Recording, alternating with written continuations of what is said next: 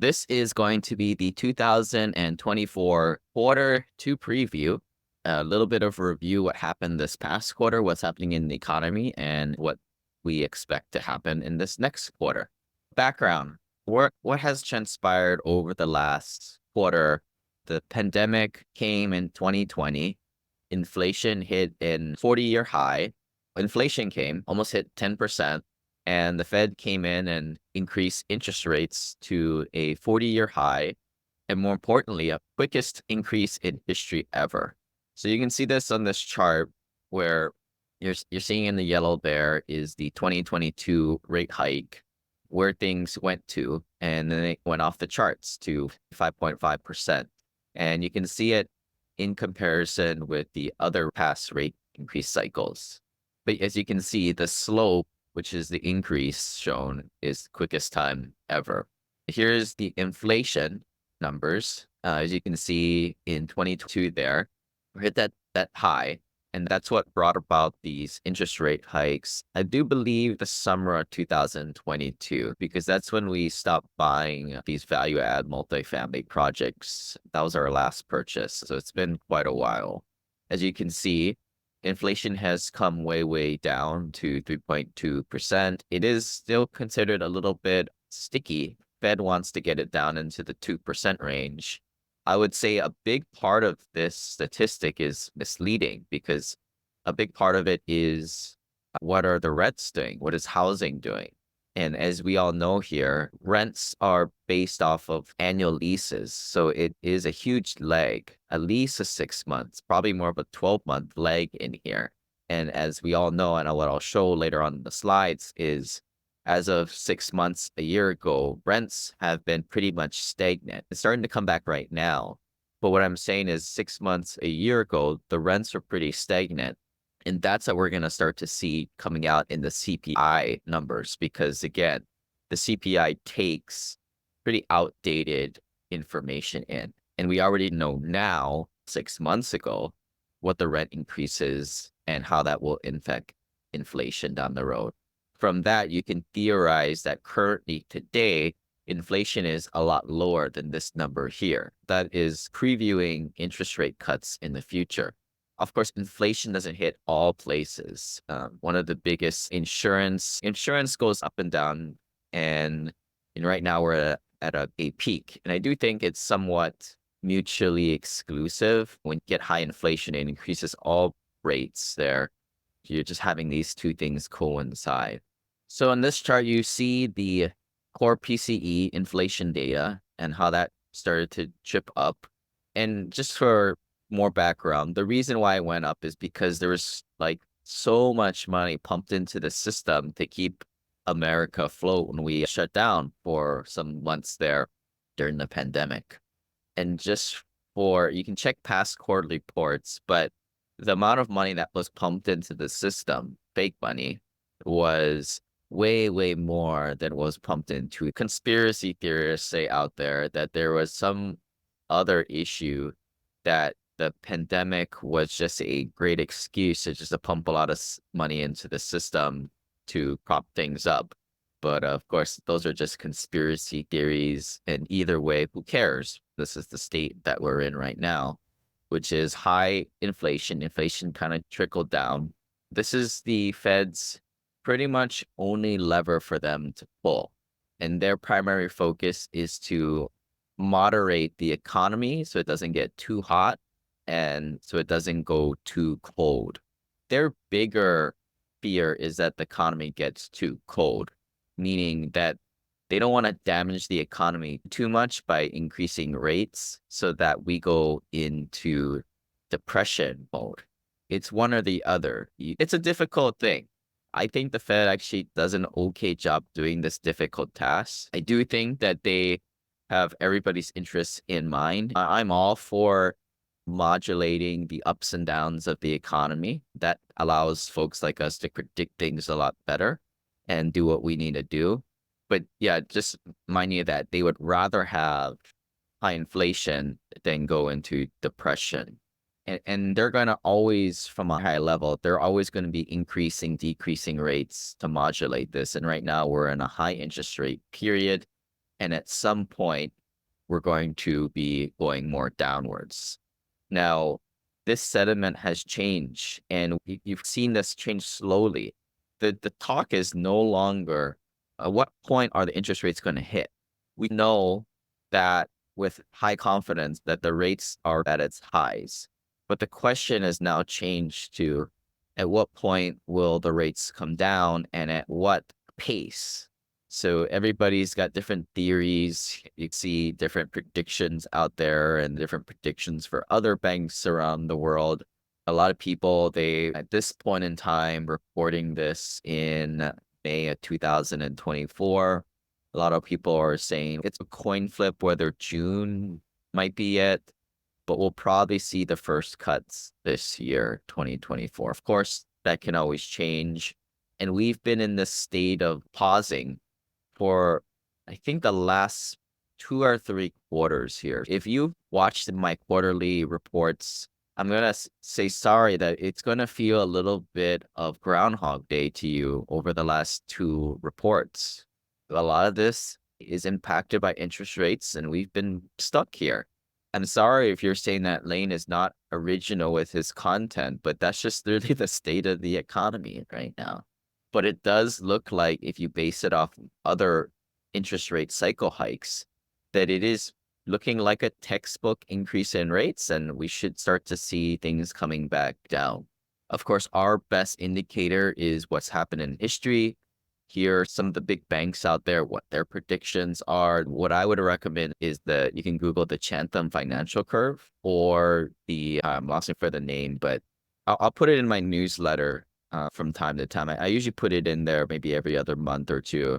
They'll have like, where do they think it will be? You'll take any month and they'll say it's going to be this range or this range or this range, with a 35% or a 56%. So that one is very accurate. It shows the spread of where the range is, as opposed to the Chatham Financial Curve is more of a visual outlook of it. But you've seen here, in comparison to the other decreases throughout the years, the 2018 cycle, the 1995 cycle, how did they look? Because that is going to be our indication here. And if any indication, these things typically go down a lot slower than they went up. But if all this is reviewed to you, now's the time to wake up. Here's the new things recap in 2024 Q1. This is sort of the demand of multifamily out there. And in 2023, listings and sales, or transaction value, they plummeted, right? Because the cap rates increased, which means that your prices come down. And there's a divide between buyers still think that the properties are worth 30% more than what it is, and sellers think that I can't really get good financing at this point. Why? Because the interest rates are high, and I got to put so much down payment into getting an asset. And that was primarily the reason why we haven't really bought anything since 2022 summertime. Because as a buyer myself, I would have to put so much money down that it would skew my return metrics to a point where my returns would just go a little bit lower. And I just didn't want to pull the trigger. And as you guys all know, values across the nation fell 20 to 35%. Certain markets like Atlanta came down, Phoenix came down, maybe a little bit more than that. Now, we now know that Q1 2022 was the peak in the market cycle. You never know when that's going to be. One phenomenon that happened, Class B and C had more softness in this sector. These are more of your workforce housing. We do believe that this is temporary, because this is caused by a lot of new inventory that came online right now, and it's still flushing through the system. You got to remember, in 2020, there was a lot of great financing, and that ran through about to the end of 2022. So these guys, these developers, they went into construction, and most construction projects take about 2 to 3 years to go through the pipeline. So from summer of 2022, you think of that as the tail end. And if it comes out 2 to 3 years later, about the end of this year to about the end of next year, you should start to see this new supply start to come back down. And then we'll start to see this less supply and less competition for all asset classes. But right now, because you're having all this like new class A supply coming online, it's making everything reshuffle a bit. So class B and C have a little bit more softness than now. Not a long-term thing, but that's just what we're seeing on a quarter to quarter over these next few years because there was so much hotness in the market in 2020 to 2022. It's really hard to get these projects going these days, getting financing. But if you can get out the gates now, not a lot of people are going out there, getting out the gates after 2023 with the project, meaning when your construction project finishes in 2025, it's going to be really green pastures for you because there's not going to be that much competition out there. And this is a kind of a good sign in the market right now. In quarter one of 2024, apartment demand more than doubled. And absorption, what absorption is when new units come online, are people moving into them and are they being absorbed? So that's where that term comes from. It surged from 49,000 to 103,000 units. And this exceeds typical pre-pandemic first quarter demand, which normal is about 50 units there. So you can see that depicted in the dark blue line here. This consistent positive demand for 5 quarters, and the annual absorption reached 300,000 units. So this is, I think we're turning the corner in terms of we're going to start to see the rents come back up because this huge wave of supply starting to dwindle down because we know what's happening 2 to 3 years for in the future with supply. They just weren't building at that point. And this fits into my guesstimate in the future that inflation is going to come back like a mother and it's just going to be off to the races again, which means if you buy assets, you're going to be rewarded. Inflation is essentially a tax on the lower middle class and lower class out there. If you're not one who buys assets and you just sit around, the wealthy buy assets, you will get screwed with inflation. If you've heard the term gambling, all the political things aside of gambling, but essentially at the end of the day, what gambling does, it's a tax on the poor because most of the poor people they gamble, lottery tickets, scratch tickets. It's sad, but that's the unfortunate result of that type of stuff. Now, I follow ITR economics a lot, and they've already shown that the housing market and the financial market is leading everybody and has already gone to that trough and starting to come back out of that trough. And to me, that's a buying signal number one here. You're already seeing that these top markets are facing supply deceleration, which is good, right? Which is good for rents in those areas because when the supply deceleration hits equilibrium, that's when you're going to start to see those rents come back up. Just some markets on here that I think a lot of us are accustomed to seeing. And this is the big slide here for those you guys who are currently investing over the past several years. You feel this at your core. For those you guys who came over the last year, you might be totally oblivious to this. I graduated college in 2007. So I knew what it felt like to be working and potentially be cut as an employee when the 2008, 2009 fallout all happened. Now, there were some lucky souls that graduated college in 2011 and 2012. In a way, if you're a new investor today, you're like one of those lucky guys because in commercial real estate, the 2003 downward turn is worse than the Great Recession of 2008. Now, this may clash in your head, but one of the reasons, if we all look back in 2008, I think all of us saw the Big Short movie. The problem there was in residential real estate where you had a bunch of stupid loans given out to individuals. In this case, you had I don't want to say stupid loans, just nobody really predicted. And when I'm talking about nobody, the institutions out there didn't predict that the interest rates would go up so quickly. Again, quickest time in history, to hit a 40-year high.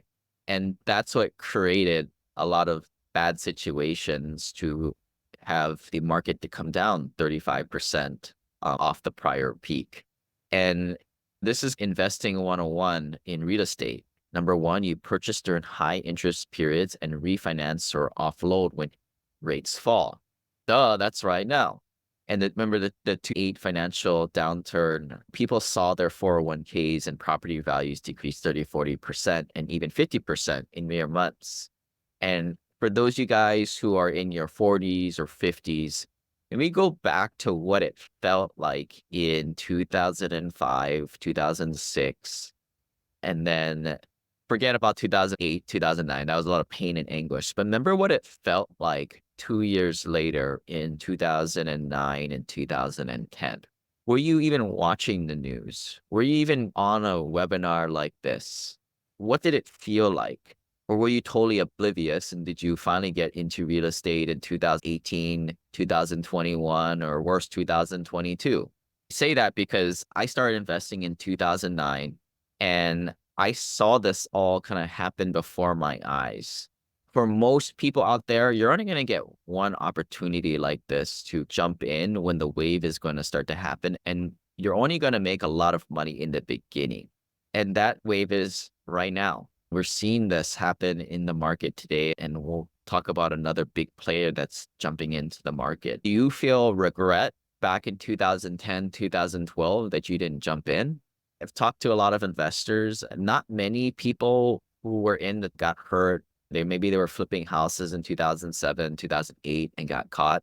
Unfortunately, with some of those guys, when I talked to their stories, they got taken out of the game. They weren't able to get financing, and they sat out and weren't able to come back into the game until 2015 and 16, which they lost out on maybe about 2/3 of the greatest time there. Again, history repeats itself. Market cycles are typically 7 to 9 years. This last one was an extremely long one. To answer the question, how did these properties fall in value so much? So commercial assets and pretty much all businesses out there are based off of net operating income, which is the income minus expenses divided by the prevailing cap rate out there, what the assets are trading for. And that's what the magic formula that equals the market price out there. So what you see before 2021, 2022 at the peaks there, if you had a property that was performing at $4 million net operating income and the cap rate was a 4 cap or 4%, you do this little magic formula here and you come out with a market value of $100 million. But what happened after, as the cap rates adjusted to, say, a 6 cap, same property, $4 million, and now it's worth $67 million. And that, my friends, is what essentially happened. Nothing to do with the operation of properties. Just unfortunately, when you change that denominator, that's how you get a change in prices.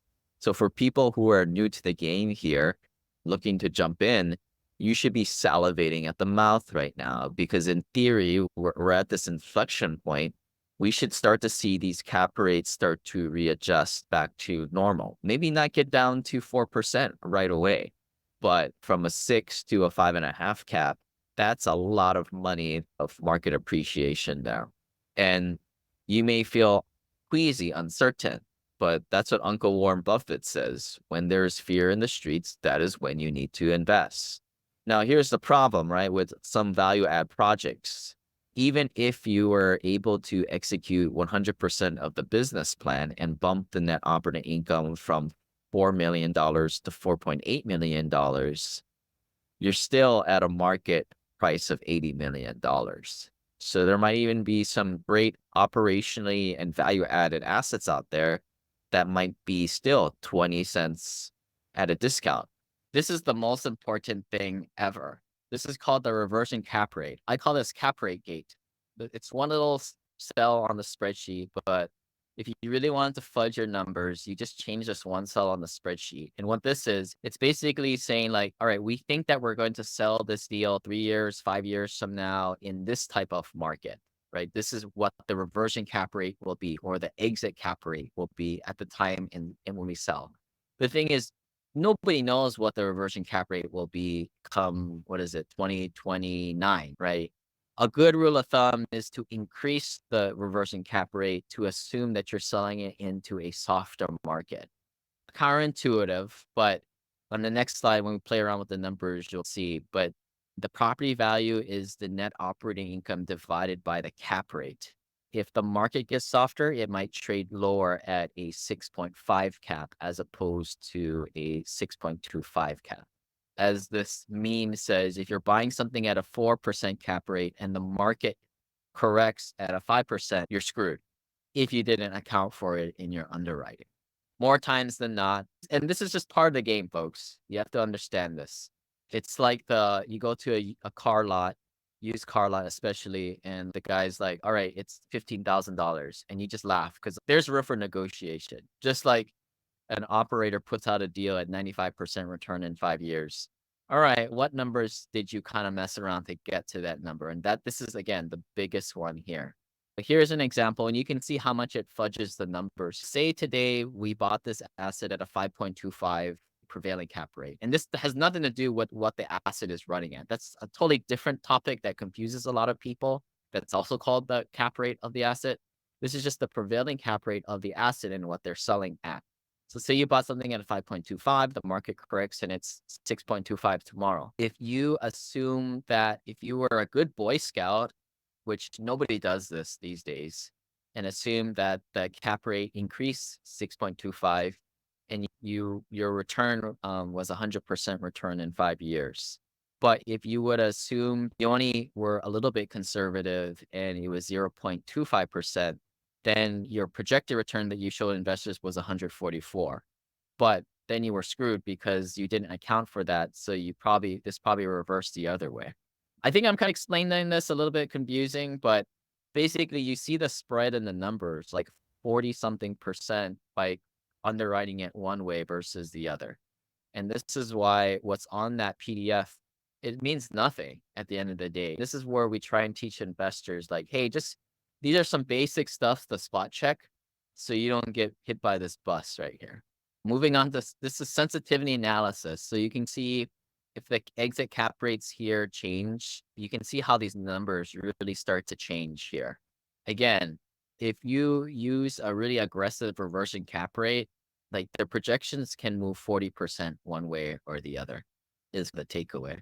Some typical lending terms. Now, there's a little red there because there's definitely blood in the streets on this, and that's the important part. But here, the crossed out portion is if when I gave this presentation 3, 4 years ago, what people were getting. The new one is today, so a little bit higher interest rates. The big one is the loan to values are a lot lower. And this is why I think you're not getting as many deals done today. This is why we stopped. Our last transaction was June of 2022. We haven't been very active because I can't make deals work when I have to bring 20% more to the table because the loan to values that banks are given is a lot lower. But the other thing to look at as an investor, if none of this makes any sense to you, is just to be aware of the term length. So this is different from the amortization. Amortization is typically the same on all deals, 25, 30 years, like your home mortgage. Commercial real estate, the loan terms are a lot shorter. You can't get away from this. Anywhere from 1 to a 15-year term is normal. So anything less than 5-year term might be a bit of a head scratcher, and that may not be for you as an investor. So we've seen this, and if you bought a property in 2021 at the peak of the market and the market corrected 30%, which it did, which is why it's such a great time to buy new assets at this point. But if you're in those 2021 vintage deals, you're screwed because now your $100 million asset is only worth 70 and your loan is due, right? You don't have enough runway to time you to get out of that trough in the market.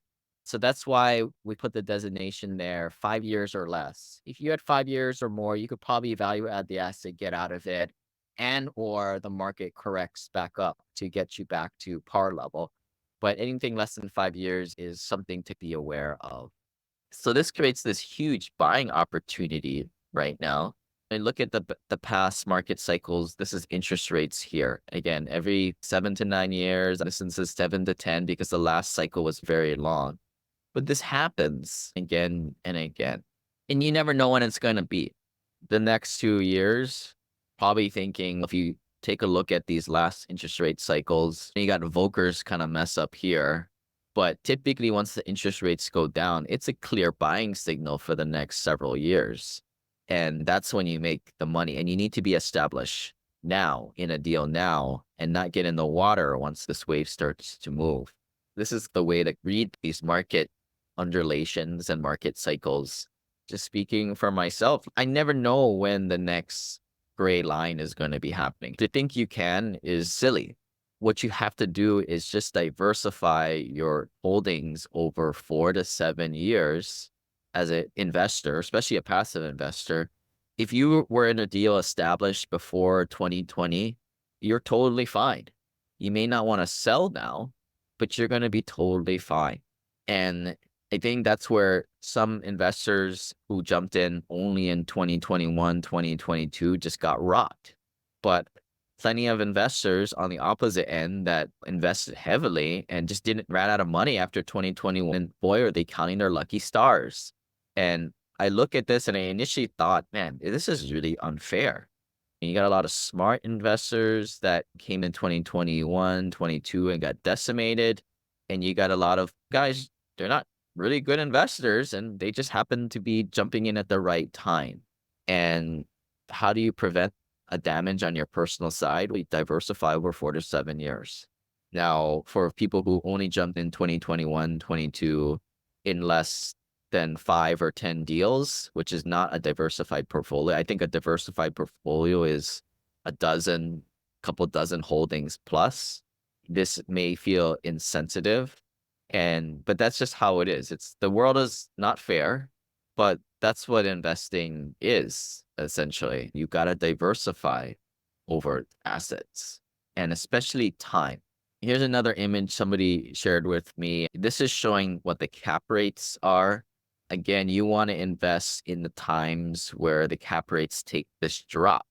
And this is when the pros get in at this point. And this is when typically the amateur, unsophisticated investors feel queasy and they just sit things out. And then what's likely to happen, if you're a listener out there, don't be the guy who gets in the game finally after you see all signs are green in 2026, 27, because it'll be probably too late.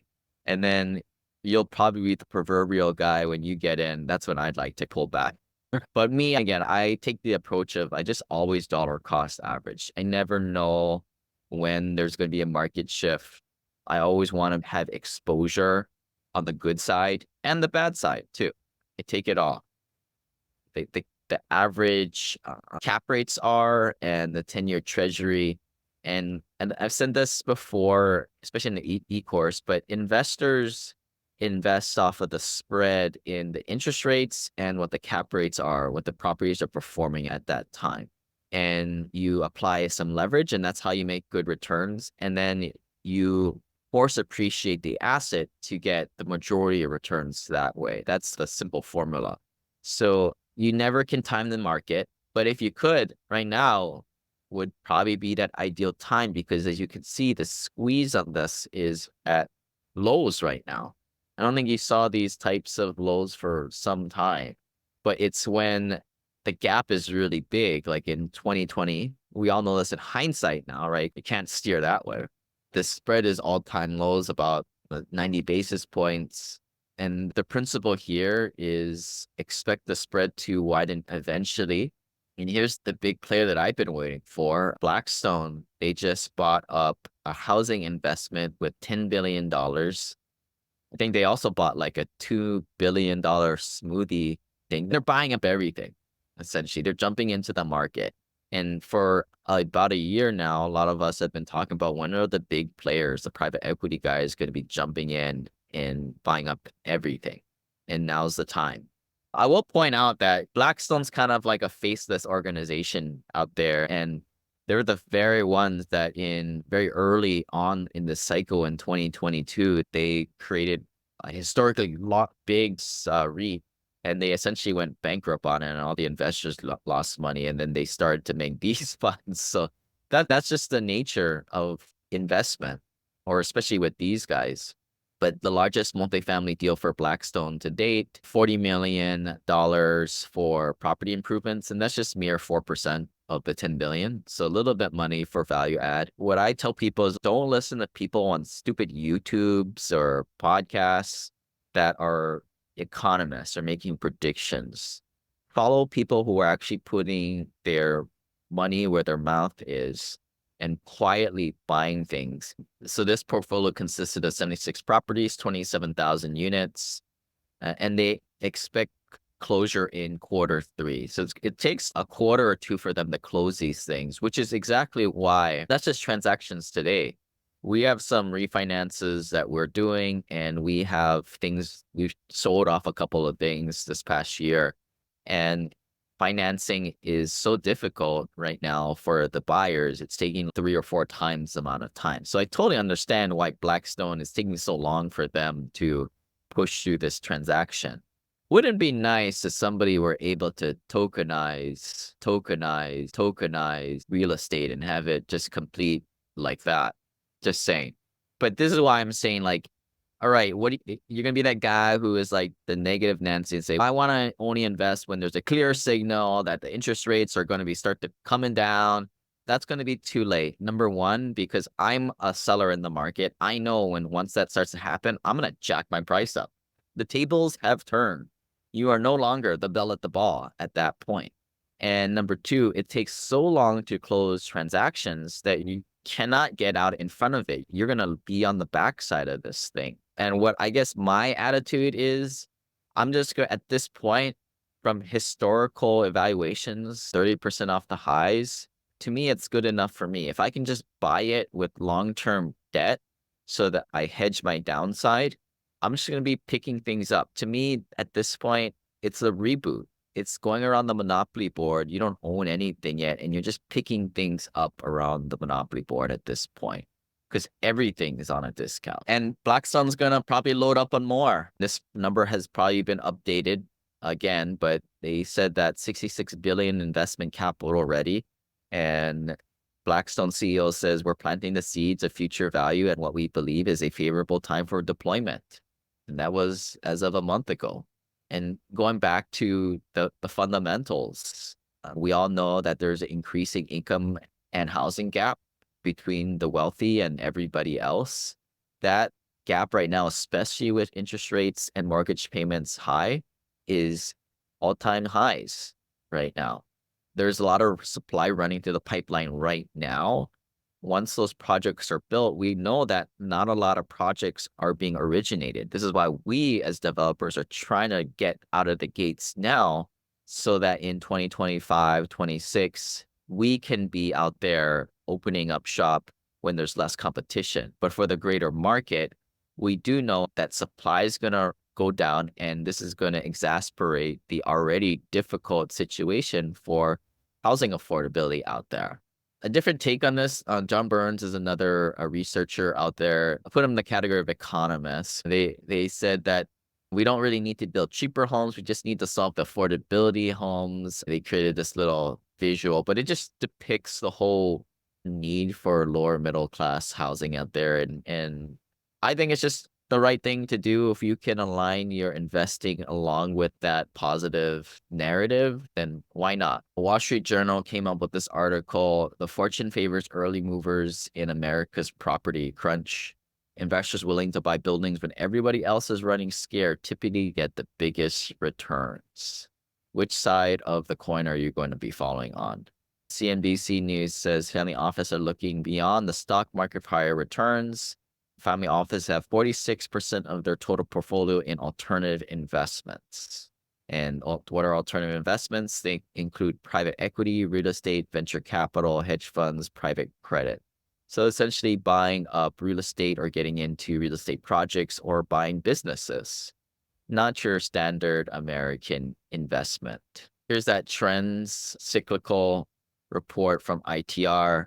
Now, as you can see, like I said, financial and the housing has gone through the trough and it's coming up now. This is that buying signal. If not, just take Blackstone as the buying signal. But you have all these other lagging factors. Remember, when the Fed increases interest rates, and now I know this because it's written in blood for me that when the Fed increases interest rates very heavily, it impacts the financial sector and the housing sector very greatly. And this is why the financial and housing sector went through the pain and agony first, and now it's coming out of it. I'm in a lot of masterminds and other CEO boards. And right now, there's still uncertainty on their side. Do they need to cut back stack? A lot of them have decreased spending already. The smart ones have. We don't know if there's going to be a soft landing or a hard landing. Some people have already written it off that's going to be a soft landing. But what's going to happen is what ITR says, a lot of the other sectors haven't gone down one of these roller coasters yet. And to me, what this represents is your standard American investment. To me, I think it makes sense to take money from your standard American investments and put it into something that has already gotten through this trough, or at least re-diversify between the two. Again, the way I did this from 2009 to a decade later, I had 100% of my net worth in real estate, or probably in this housing section right here. Now, I don't advocate that for everybody, but if you're under a couple $1 million net worth, you've got to have at least 30 to 50% of alternative investments in this sector. Look, even wealthy people who can just sit on their butts, do T-bills all day long, have 46% of this stuff in their portfolio. Now, take a self-reflection of where you're at. If you only have 2 deals at $200,000 and your net worth is $1.5 million, you're only at 15% right there. And your exposure to this is very lopsided, I think, for your net worth range. And your exposure to this is not enough. Of course, I'm not giving any financial advice here. I'm just sharing what worked for me and what I see a lot of other people doing out there. But this is depicted in my new book, in the Wealth Elevator, actually in a table and chart where I break down, based on where you're at, what are some general things I've seen out there in terms of these percentages. And especially if you're under $1.5 million net worth, you got to get after it. You're not going to move anywhere in the standard American flair. You got to get into alternatives. Also for the tax benefits too. And that kind of brings me to the new book released for those of you guys who are looking to absorb a lot of this really quickly. It's a pretty beefy book, 200 pages plus. I think the audiobook is 5 to 6 hours. I read it and I added a bunch of other little tidbits, try to keep it more fun and lively. Added some stories, but the offer for those of you guys in our club right now, if you guys write a good review, send a screenshot to us, team@thewealthelevator.com, and we'll send you a free PDF copy and the audio version for you to share with your friends and family. We also have some other offers for you guys. If you guys buy, I believe, more than 5 copies, we'll send you a prize there. And if you also refer somebody to our club and they go through the onboarding process, we'll get you a prize on that one as a thank you. I do that because I really enjoy working with people who've already been doing this and understand this type of world already. Before we go into question and answer here, I took this picture before last summer, 2023. Back then, it was difficult. You got to realize that life has its ups and downs. I went through probably one of the lowest points, and the market corrected 30% over the last couple of years. Obviously, this impacted my personal finances. Despite this, I still believe in real estate. I still believe in investing. You underwrite the properties as well as you can. You're never going to be able to account for black swan events or interest rates to skyrocket the quickest time in history to 40-year highs, but you underwrite it conservatively and you dollar cost average. I think that's confirmed that for me so heavily. Dollar cost averaging and diversifying over multiple properties in multiple years. And I think no better time to build this than right now. But they got emotionally dark for a while. I was lucky enough to be surrounded by other general partners and people going through this. I still think that we flushed a lot of the problems in the portfolio through. I would say be careful out there. I see a lot of these other operators, they're doing these so-called debt funds or rescue funds.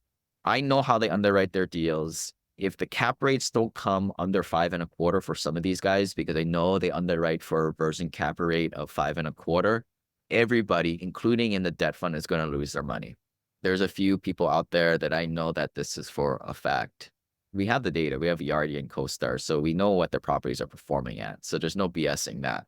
There will be likely some pain there. And I know some of you investors out there that are in those deals out there. What I would say is really take a look at what the property is worth today. And when you're putting in money, are you putting your money on higher than where the bank loan is or well below that? So if the project gets taken back from the bank, there's no equity there for you in terms of that capital, extra capital call money putting in. In that case, unfortunately, it's just better to let the property go. And this is why in most cases, because the market has gone down so much, it's better in most cases to just wait for the property, buy it new. I'd be saying something different if the market only corrected 15, 20%, but it's well beyond that, folks. And this is why just going after fresh new deals is the smarter play on this. And be careful of these debt rescue funds out there. But in my darkest time, I took this screenshot, but this is Chinese characters. I can't read this. I can't read Chinese Mandarin. But if you look at the characters, there's a very similarity between danger and crisis when you jam up these characters and opportunity. And this is where if you're able to see how things really are and get comfortable with being uncomfortable, this is an Eastern philosophy of exactly what Warren Buffett is saying. When there's fears in the streets, that is the opportunity. And when you go through danger and crisis, which what we've seen these last couple of years, there is opportunity in that.